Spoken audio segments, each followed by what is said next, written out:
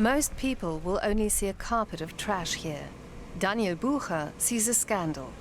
In Thailand's landfills, nearly 2/3 of the waste is organic, mostly food waste.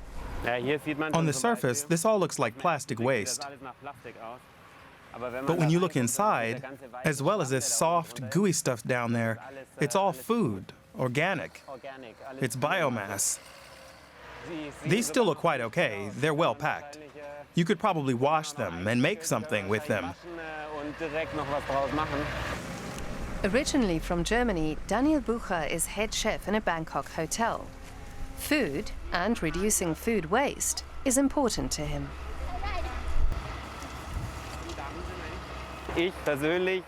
I personally hate throwing food away. Not only because when I've cooked something, I've put a lot of care and attention into it, but also because it just seems utterly idiotic to throw something away that's clearly edible. It's always bothered me, and it drives me nuts. Bucher can normally be found in the hotel. With over 1,000 rooms, it's one of the biggest in Thailand. He's planted a vegetable garden on the roof of the hotel for his 200 staff. Its yield is negligible compared to the hotel's needs, but the project has raised his staff's awareness of the life of food. The way we carelessly throw things away is a result of our seeing food merely as a product.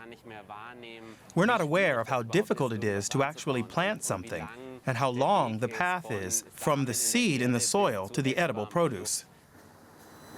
Bucher says storing food correctly is key, something he always thought was obvious. But he's found many people ignore even some of the most basic principles. Things like drying washed vegetables to help them keep longer. Every day, hygiene teams check the food in the hotel's pantries to make sure it's fresh.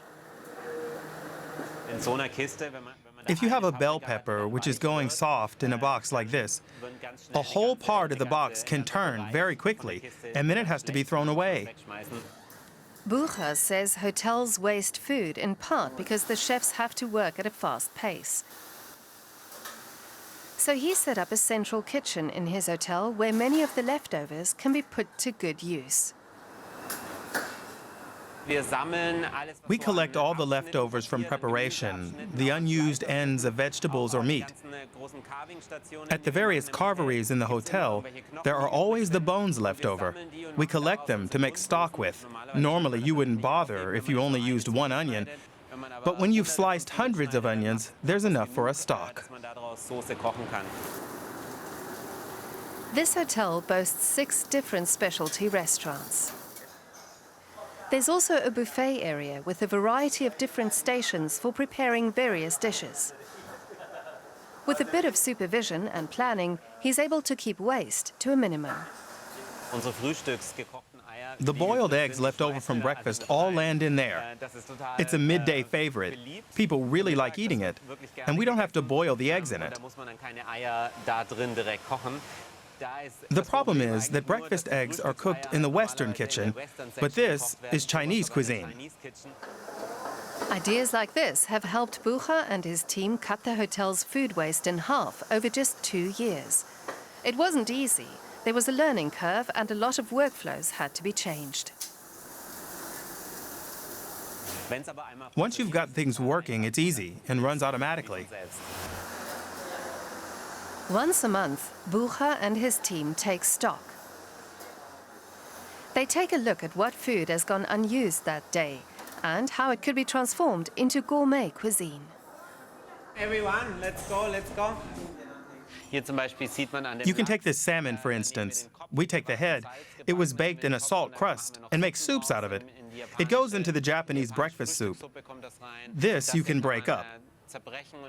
And in the evening, we're doing pasta, so we can do that with salmon and spinach. Food that is still good to eat that the hotel can't use is donated to an NGO. Its staff collect the leftovers each day and distribute them to people in need across the city. Only perishables containing things like fish or cream end up in the bin, though even then, not till they've been weighed and registered.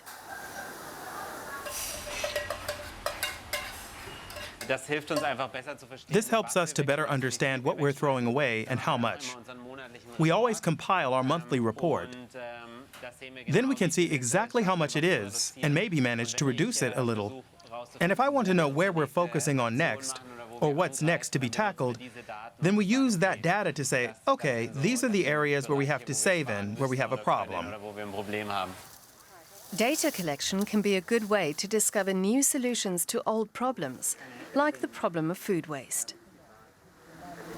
The German Agency for International Cooperation, GIZ, is funding a study to examine the waste produced by 400 representative households across Thailand.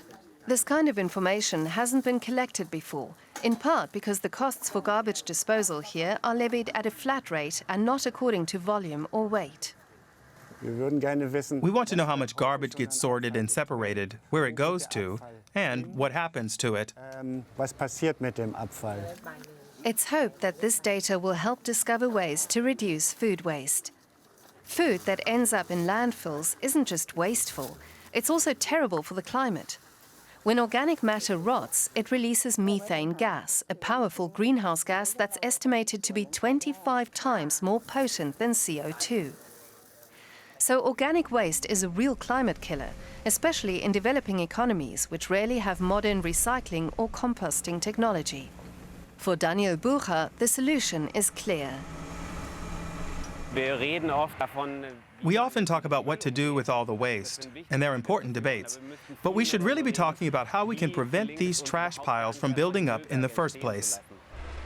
Daniel Bucher wants to lead by example. He knows that every step forward will make a difference.